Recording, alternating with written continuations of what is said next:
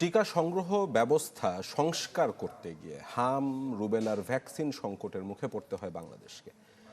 দীর্ঘদিনের সরবরাহকারী UNICEF Gavi থেকে সরে গিয়ে উন্মুক্ত দরপত্র পদ্ধতিতে যায় অন্তর্বর্তী সরকার। ফলে আজকের এই প্রাদুর্ভাব। বিশ্বখ্যাত সায়েন্স ম্যাগাজিনের সংবাদ মাধ্যমে এই বিষয়ক প্রতিবেদন প্রকাশিত হয়েছে, যাতে বলা হয়েছে ইউনিসেফের সতর্কবার্তায় কান দেয়নি ডক্টর ইউনূসের উপদেষ্টা পরিষদ।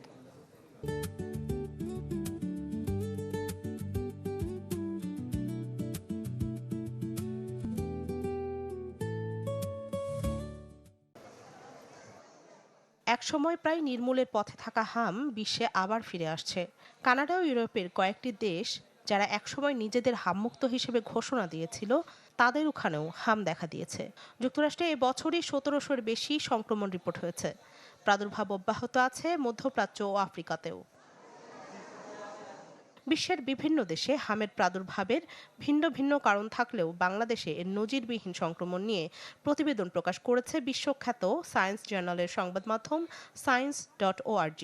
প্রতিবেদনে বলা হয়েছে 2024 সালে বাংলাদেশের রাজনৈতিক পরিবর্তনের পর টিকা সংগ্রহ ব্যবস্থা ভেঙে পড়ে। দেশজুড়ে দেখা দেয় টিকার সংকট, কমে যায় টিকাদানের হার।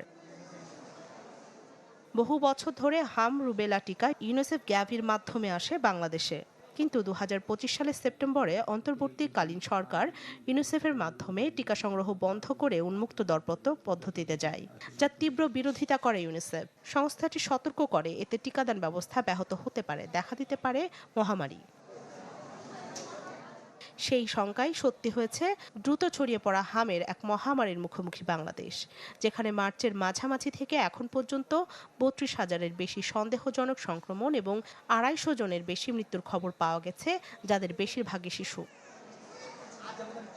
অন্তর্বর্তী সরকারের তৎকালীন স্বাস্থ্য উপদেষ্টা অধ্যাপক সায়েদুর রহমানের সাথে যোগাযোগ করে সায়েন্স। তিনি বলেন, টিকা সংগ্রহ ব্যবস্থার আইন সংস্কার করতে তারা ইউনিসেফ গ্যাভি থেকে সরে এসেছিলেন।